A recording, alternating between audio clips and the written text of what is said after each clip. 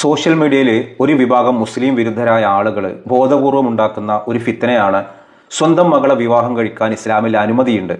ഇതിന് തുടക്കം കുറിച്ചത് ആരിഫ് ഹുസൈനാണ്. ആരിഫ് ഹുസൈൻ മറുപടി പറയുന്ന ഒരു വീഡിയോ ഒന്നല്ല ഇത്.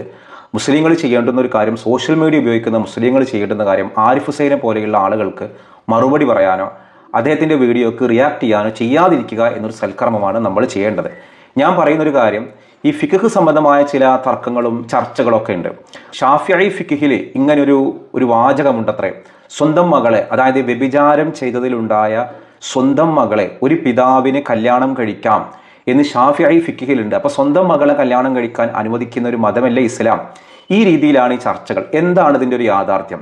കഴിഞ്ഞ ദിവസം ഒരു ഇസ്ലാമിക് സ്കോളറായ ഷുഹൈബുൽ ഹൈതമി പോലും ആരിഫ് ഹുസൈന് മറുപടി പറയുമ്പോൾ ഈ വാദഗതി ഉന്നയിച്ചിരുന്നു. അത് വീണ്ടും വലിയ ട്രോളായി. സത്യത്തിൽ ഈ വ്യഭിചാരത്തിലുണ്ടായ ഒരു മകള് സ്വന്തം മകളല്ല എന്ന് കാണിക്കാൻ വേണ്ടി മാത്രം പ്രയോഗിച്ചൊരു പ്രയോഗമാണത്. അല്ലാതെ അവരെ വിവാഹം കഴിക്കാനുള്ള അനുമതിയല്ല.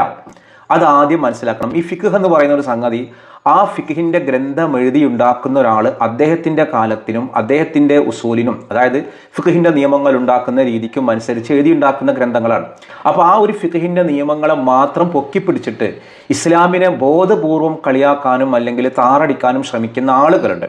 ആ ആളുകളുടെ ഉദ്ദേശം ഒന്നേ ഉള്ളൂ, ഈ ഫിഖ് സംബന്ധമായ ചർച്ചയല്ല, മറിച്ച് എന്താണ്, ഇതിനെ പരമാവധി ഇസ്ലാമിനെ അവഹേളിക്കുക എന്നുള്ളതാണ്. അപ്പോൾ ഷാഫിഈ ഫിഖിൽ ഇങ്ങനെ വ്യഭിചാരത്തിലുണ്ടായ ഒരു മകളെ വിവാഹം കഴിക്കാൻ അനുമതി ഉണ്ടോ എന്ന് വെച്ചാൽ അവർ അത്തരത്തിൽ ജനിക്കുന്ന കുട്ടികളെ മകളായിട്ട് അംഗീകരിക്കുന്നില്ല എന്ന് മാത്രമാണ് ആ വരിയുടെ ഉദ്ദേശം. നമ്മളൊരു വരിയുടെ ഉദ്ദേശമാണ് നമ്മൾ കൃത്യമായിട്ട് മനസ്സിലാക്കാനുള്ളത്, അല്ലാതെ അവരെ വിവാഹം കഴിക്കൽ അനുമതിയാണ് എന്ന അർത്ഥത്തിലല്ല. ഒരിക്കൽ സൂഫി ഗുരുവിനോട് ഇങ്ങനെ ചോദിച്ചു, ഈ കാലങ്ങൾ കഴിയുമ്പോൾ, ഒരുപാട് കാലങ്ങൾ കഴിയുമ്പോൾ ഫിഖിന്റെ നിയമങ്ങളൊക്കെ കാലഹരണപ്പെട്ടു പോകാനോ അല്ലെങ്കിൽ ഉൾക്കൊള്ളാനോ കഴിയാതെ പോകലുണ്ട്.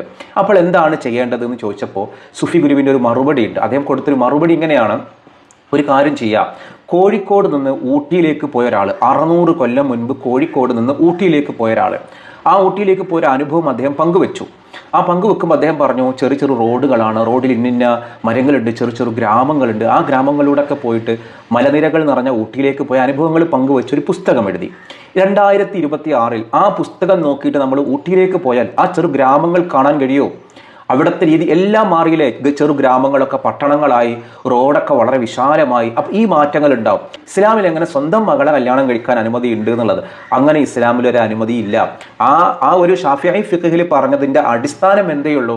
അവർ ബയോളജിക്കലി മകളായിട്ട് അംഗീകരിക്കില്ല എന്നതാണ്. അത്രയും അതിനുദ്ദേശിക്കുന്നുള്ളൂ.